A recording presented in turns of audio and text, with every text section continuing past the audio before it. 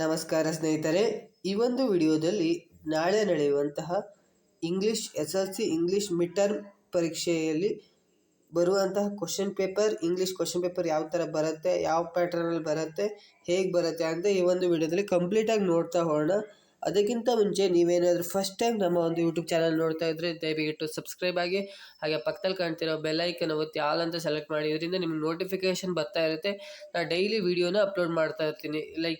ನಿಮಗೆ ನೆಕ್ಸ್ಟ್ ಯಾವ್ಯಾವ ಪರೀಕ್ಷೆ ಇದೆಯೋ ಸೊ ಅದಕ್ಕೆ ಪಾಸಿಂಗ್ ಪ್ಯಾಕೇಜ್ ಆಗಿರ್ಬೋದು, ಕ್ವಶನ್ ಪೇಪರ್ ಆಗಿರ್ಬೋದು, ಮ್ಯಾಥ್ಸ್ ಸಂಬಂಧಪಟ್ಟ ಪಾಸಿಂಗ್ ಪ್ಯಾಕೇಜ್ ಆ್ಯಂಡ್ ಇಂಗ್ಲೀಷ್ ಎಲ್ಲದೂ ಹಾಕ್ತಾ ಇರ್ತೀನಿ. ಸೊ ಸಬ್ಸ್ಕ್ರೈಬ್ ಮಾಡ್ಕೊಳ್ಳಿ. ಬನ್ನಿ ವಿಡಿಯೋ ಶುರು ಮಾಡೋಣ. ಮೊದಲನೇದಾಗಿ ಮಲ್ಟಿಪಲ್ ಚಾಯ್ಸ್ ಕ್ವಶನ್ ಇರುತ್ತೆ, MCQ. ಇದರಲ್ಲಿ 80 ಮಾರ್ಕ್ಸಿಗೆ ಇರುತ್ತಲ್ಲ, 80 ಮಾರ್ಕ್ಸಲ್ಲಿ ನಿಮಗೆ 35 to 40 ಮಾರ್ಕ್ಸ್ ಗ್ರಾಮರೇ ಇರುತ್ತೆ. ನೀವು ಗ್ರಾಮರ್ನ ಕರೆಕ್ಟಾಗಿ ಕಲ್ತ್ಕೊಂಡು ಹೋದರೆ ಈಸಿಲಿ ಪಾಸ್ ಆಗ್ಬೋದು. ಫಸ್ಟೇದು MCQ ಕ್ವಶನ್ ನೋಡ್ತಾ ಹೋಗೋದಾದರೆ ನೋಡ್ಬೋದು. ನಾನು ಎಲ್ಲದನ್ನು ಎಕ್ಸ್ಪ್ಲೈನ್ ಮಾಡ್ತಾ ಹೋಗೋಕ್ಕೆ ತುಂಬ ಟೈಮ್ ತೊಗೊಳುತ್ತೆ. ನಾಳೆ ನಿಮಗೆ ಎಕ್ಸಾಮ್ ಇರೋದ್ರಿಂದ ನಾನು ಜಸ್ಟ್ ಹಿಂಗೆ ಇಟ್ಕೊಂಡು ಹೋಗ್ತಾ ಇರ್ತೀನಿ. ಅಂದರೆ ಹಿಂಗೆ ಇಟ್ಕೊಂಡಿರ್ತೀನಿ, ನೀವು ಪಾಸ್ ಮಾಡಿಕೊಂಡು ನೋಡ್ಬೋದು. ಇಲ್ಲಾಂದರೆ ಸ್ಕ್ರೀನ್ಶಾಟ್ ಹೊಡ್ಕೊಬೋದು. ಇಲ್ಲಾಂದರೆ ನೀವು ಕಮೆಂಟ್ ಮಾಡಿ, ನಾನು ನಿಮಗೆ ಲಿಂಕ್ನ ಶೇರ್ ಮಾಡ್ತೀನಿ. ನೀವು ಸಬ್ಸ್ಕ್ರೈಬ್ ಮಾಡಿ ಕಮೆಂಟ್ ಮಾಡಿ, 100% ಲಿಂಕ್ನ ಶೇರ್ ಮಾಡ್ತೀನಿ.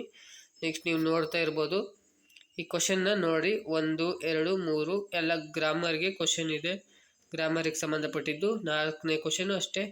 ನೆಕ್ಸ್ಟು 12 into 1 12 ಕ್ವಶನ್ ಇರುತ್ತೆ. 1 ಮಾರ್ಕ್ಸಿಂದು ಈಸಿ ಇರುತ್ತೆ.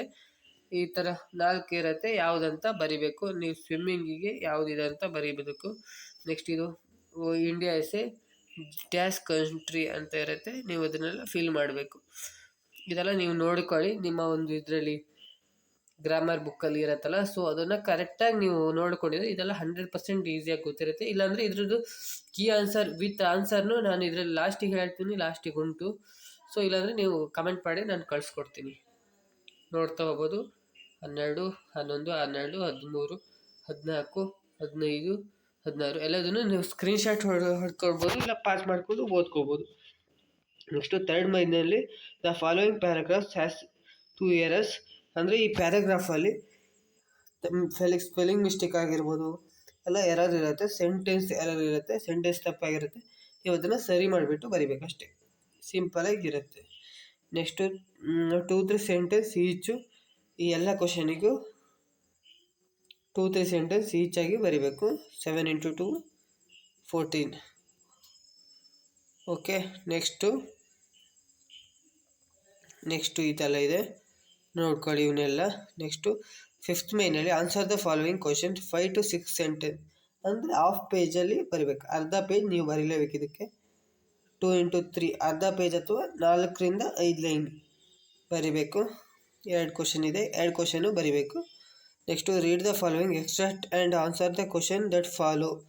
ಇದು 4 into 3 12 ಇರುತ್ತೆ. ನೋಡ್ಕೊಳ್ಳಿದು ಎಲ್ಲ ಕ್ವಶನಿಗೂ ನಿಮ್ಮ ಗ್ರಾಮರ್ ಬುಕ್ಕಲ್ಲೆಲ್ಲ ಇರುತ್ತಲ್ಲ. ಸೊ ಇದು ಗ್ರಾಮರ್ ಅಲ್ಲ, ಸಾರಿ, ನಿಮ್ಮ ಇದರಲ್ಲಿ ಇರುತ್ತಲ್ಲ ಅಷ್ಟಿಗೆ ಅದನ್ನು ನೋಡ್ಕೊಳ್ಳಿ. ಗಿವ್ ದ ನೆಕ್ಸ್ಟ್ ಇದು ಇಂಪಾರ್ಟೆಂಟ್, ಇದು 100% ಬಂದೇ ಬರುತ್ತೆ. ಇದು ಮತ್ತು ಪ್ಯಾರಾಗ್ರಾಫು ಮತ್ತು ಒಂದು ಪೋಯಮ್, ಇದರಿಂದ ನೀವು 100% ಮಾರ್ಕ್ಸ್ ತೆಗಿಬೋದು. Give below is the profile. ಅಂದರೆ ಪ್ರೊಫೈಲ್ ಕೊಟ್ಟಿರ್ತಾರೆ ನಿಮಗೊಂದು ಪ್ರೊಫೈಲು. ಇದನ್ನು ನೀವು ಪ್ಯಾರಾಗ್ರಾಫ್ ಆಗಿ ಕನ್ವರ್ಟ್ ಮಾಡಿ ಬರೀಬೇಕು. ಸಿಂಪಲ್ ಅಂದರೆ ಸಿಂಪಲ್, ಜಸ್ಟ್ ಪ್ಯಾರಾಗ್ರಾಫ್ ಆಗಿ ಕನ್ವರ್ಟ್ ಮಾಡಿ ಬರೆಯೋದು. ನೆಕ್ಸ್ಟ್ ಬಂದುಬಿಟ್ಟು ಡೆವಲಪ್ ದ ಸ್ಟೋರಿ ಯೂಸಿಂಗ್. ಈ ಥರದ್ದು ಇನ್ನೊಂದು ಕೊಟ್ಟಿರ್ತಾರೆ, ಸ್ಟೋರಿಯಾಗಿ ನೀವು ಕನ್ವರ್ಟ್ ಮಾಡಿ ಬರೀಬೇಕು. ಮಧ್ಯ ಕೊಟ್ಟಿರ್ತಾರೆ, ನೀವು ಇದನ್ನು ಬ್ಲ್ಯಾಂಕ್ ಕೊಟ್ಟಿರ್ತಾರೆ, ನೀವು ಸ್ಟೋರಿಯಾಗಿ ಕನ್ವರ್ಟ್ ಮಾಡಿ ಬರೀಬೇಕು. ಇದಕ್ಕೆ 3 ಮಾರ್ಕ್ಸ್ ಇರುತ್ತೆ. ನೆಕ್ಸ್ಟ್ ಇದು ಬಂದುಬಿಟ್ಟು ಪಿಕ್ಚರ್ ಕೊಟ್ಟಿರ್ತಾರೆ, ಆ ಪಿಕ್ಚರ್ನ ನೀವು ಡಿಸ್ಕ್ರೈಬ್ ಮಾಡ್ತಾ ಹೋಗಬೇಕು ಅಷ್ಟೇ. ಸ್ಟೋರಿ ಥರ ಡಿಸ್ಕ್ರೈಬ್ ಮಾಡಿ ಪ್ಯಾರಾಗ್ರಾಫಲ್ಲಿ ಏನಾಗ್ತಿದೆ ಅನ್ನೋದನ್ನು ಒಂದು 5 ಲೈನ್ಸಲ್ಲಿ ಬರೆದ್ರೆ ಆಗತ್ತೆ. Next poem. ಈ ಪೋಯಮ್ ಕೊಟ್ಟಿದ್ದಾರಲ್ಲ, ಈ ಪೋಯಮಲ್ಲಿ ಬರುವಂತಹ ಎಲ್ಲ ಪ್ಯಾರಾಗ್ರಾಫ್ಸ್ನು ನೀವು ನೋಡಿಟ್ಕೊಳ್ಳಿ. ಸೊ ಇದ್ರ ಮೇಲೆ ಬರುತ್ತೆ ಪೋಯಮ್ಮು. 4 ಮಾರ್ಕ್ಸ್ ಇಲ್ಲ ಆರಾಮಾಗಿ ಬರುತ್ತೆ. Next read the following. ಅಂದರೆ ಇದು ಸಿಂಪಲ್, ಈಸಿ ಅಂದರೆ ಈಸಿ ಇರುತ್ತೆ. ಒಂದು ಪ್ಯಾರಾಗ್ರಾಫ್ನ ನೋಡಿಕೊಂಡು ಅದರಲ್ಲಿ ಕ್ವಶನ್ ಕೊಟ್ಟಿರ್ತಾರೆ, ಆ ಕ್ವಶನಿಗೆ ಆನ್ಸರ್ನ ಬರೆಯೋದು. ಪ್ಯಾರಾಗ್ರಾಫಲ್ಲೇ ಇರುತ್ತೆ ಆನ್ಸರು, ಓದ್ಕೊಂಡು ಬರೆಯೋದು.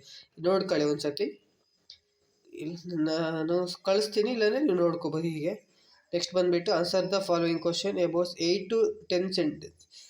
ಇದಂದರೆ 1 ಪೇಜ್ ಹತ್ತಿರ ಬರಿಬೇಕು ನೀವು. ಒಂದು ಪೇಜ್ ಬರೆದ್ರೆ ನಿಮಗೆ 4 ಮಾರ್ಕ್ಸ್ ಸಿಗತ್ತೆ. ಒಂದು ಪೇಜ್ಗಿಂತ ಸ್ವಲ್ಪ ಕಡಿಮೆ ಬರೆದ್ರೂ ಸಿಗತ್ತೆ ನಿಮಗೆ. Right essay any one of the following. Essay ಅಂದರೆ ಪ್ರಬಂಧ ಅಂತಾರಲ್ಲ ಕನ್ನಡದಲ್ಲಿ, ಅದಕ್ಕೆ ಎಸ್ಸೆ ಅಂತಾರೆ. ಸೊ ಸಿಂಪಲ್ಲಾಗಿ ನಿಮ್ಗೆ ಏರ್ ಪೊಲ್ಯೂಷನ್ ಬಗ್ಗೆ ಏನು ಗೊತ್ತೋ ಅದನ್ನು ಬರೆಯೋದು, ಚಂದ್ರಯಾನದ ಬಗ್ಗೆ ಏನು ಗೊತ್ತೋ ಅದನ್ನು ಬರೆಯೋದು. ನಿಮಗೆ ಸಿಂಪಲ್ಲಾಗಿ ನಿಮ್ಮ ವರ್ಡಲ್ಲಿ ಬರೆಯೋದು ಅಷ್ಟೇ. ಮೊಬೈಲ್ ಆ್ಯಂಡ್ ಯೂಸ್ ಮೊಬೈಲ್ ಹೇಗೆ ಯೂಸ್ ಆಗುತ್ತೆ, ಅಡ್ವಾಂಟೇಜು, ಡಿಸಡ್ವಾಂಟೇಜು, ಕನ್ಕ್ಲೂಷನು, ಇದನ್ನೆಲ್ಲ ಬರೆಯೋದು ಅಷ್ಟೇ. ಸಿಂಪಲಾಗಿ ಬರೀರಿ ನಿಮ್ಮ ವರ್ಡಲ್ಲಿ ನಿಮ್ಗೆ ಏನು ಅನ್ಸುತ್ತೋ ಅದನ್ನು ಬರೀರಿ. ಲೆಟರ್ ಬರೀಬೇಕು. ಲೆಟರಿಗೆ ಒಂದು ಫಾರ್ಮ್ಯಾಟ್ ಇರುತ್ತಲ್ಲ, ಸೊ ನಿಮ್ಮ ಸ್ಕೂಲಲ್ಲಿ ನಿಮಗೆ ಹೇಳ್ಕೊಟ್ಟಿರ್ತಾರಲ್ಲ 10th, ಸೊ ಅದೇ ಫಾರ್ಮ್ಯಾಟಲ್ಲಿ ಬರೀಬೇಕು. ಮಿಕ್ಸ್ ಆದರೆ ನಿಮಗೆ ಬರಲ್ಲ ಮಾರ್ಕ್ಸು. 5 ಮಾರ್ಕ್ಸಿಗೆ ಇರುತ್ತೆ. ಇದು ಇಂಪಾರ್ಟೆಂಟ್ ಆಗಿರುತ್ತೆ. ಇದು ಲೆಟರ್ ರೈಟಿಂಗ್ ಬಂದೇ ಬರುತ್ತೆ. ನೆಕ್ಸ್ಟು ಈಗ ನೋಡ್ತಾ ಹೋಗೋಣ. ಆನ್ಸರ್ನ ನಾನು ಇಲ್ಲೇ ಕೊಟ್ಟಿದ್ದೀನಿ, ಕೀ ಆನ್ಸರು ನೋಡ್ತಾ ಹೋಗಿ ನೀವು. ಕೀ ಆನ್ಸರ್ ಇಲ್ಲೇ ಇದೆ. ಫಸ್ಟ್ ಮೇನ್ ಮತ್ತು ಸೆಕೆಂಡ್ ಮೇನಿಂದು ಕೀ ಆನ್ಸರ್ ಇಲ್ಲೇ ಇದೆ, ನೀವು ನೋಡ್ಕೊಳ್ಳಿ. ಹೀಗೆ ಸ್ಕ್ರೋಲ್ ಮಾಡ್ತಾ ಹೋಗ್ತೀನಿ, ನೀವು ನೋಡ್ಕೊಳ್ತಾ ಹೋಗ್ಬೋದು. ಇಲ್ಲಾಂದರೆ ನಾನು ಕಮೆಂಟ್ ಮಾಡಿ ಸಬ್ಸ್ಕ್ರೈಬ್ ಮಾಡಿ ನಾನು ಕಳಿಸ್ತೀನಿ ನಿಮಗೆ. ನೋಡ್ಕೊಳ್ಳಿ ಹೀಗೆ ನೋಡ್ಕೊಳ್ತಾ ಹೋಗಿ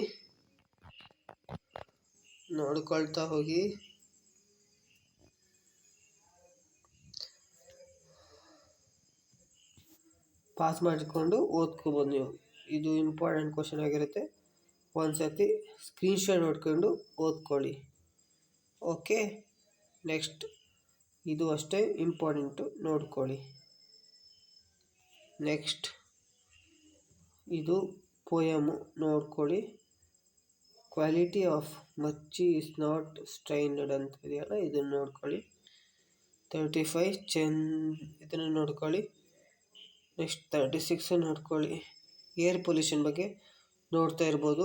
causes of air pollution, effects of air pollution, ಇವನ್ನೆಲ್ಲ ಬರಿಬೇಕು ನೀವು. ಸೊಲ್ಯೂಷನ್ಗೆ ಏನಿದೆ, ಕನ್ಕ್ಲೂಷನ್, ಇಷ್ಟು ಬರೆದ್ರೆ ನಿಮ್ಗೆ ಮಾರ್ಕ್ಸ್ ಸಿಗತ್ತೆ.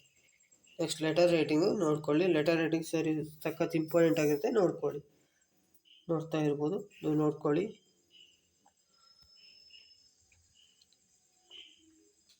ಸೊ ಇಷ್ಟೇ, ಲೆಟರ್ ರೈಟಿಂಗ್ ಇಷ್ಟೇ. ಐ ಹೋಪ್ ಈ ವಿಡಿಯೋ ಇಷ್ಟ ಆಗಿದೆ ಅಂತ ಅಂದ್ಕೊಂಡಿದ್ದೀನಿ. ಈ ವಿಡಿಯೋ ಇಷ್ಟ ಆಗಿದ್ದರೆ ಒಂದೇ ಒಂದು ಲೈಕ್ ಮಾಡಿ, ಹಾಗೆ ಇನ್ನೂ ಜಾಸ್ತಿ ಇಷ್ಟ ಆಗಿದರೆ ಸಬ್ಸ್ಕ್ರೈಬ್ ಮಾಡಿ ಅಂತ ಹೇಳ್ತಾ ಈ ವಿಡಿಯೋನ ಎಂಡ್ ಮಾಡ್ತಿದ್ದೀನಿ. Thank you for watching. I hope ಈ ವಿಡಿಯೋನ ನೀವು ಶೇರ್ ಮಾಡ್ತೀರಿ ಅಂತ ಅಂದ್ಕೊಂಡಿದ್ದೀನಿ ನಿಮ್ಮ ಫ್ರೆಂಡ್ಸ್ಗೆ. Thank you for watching.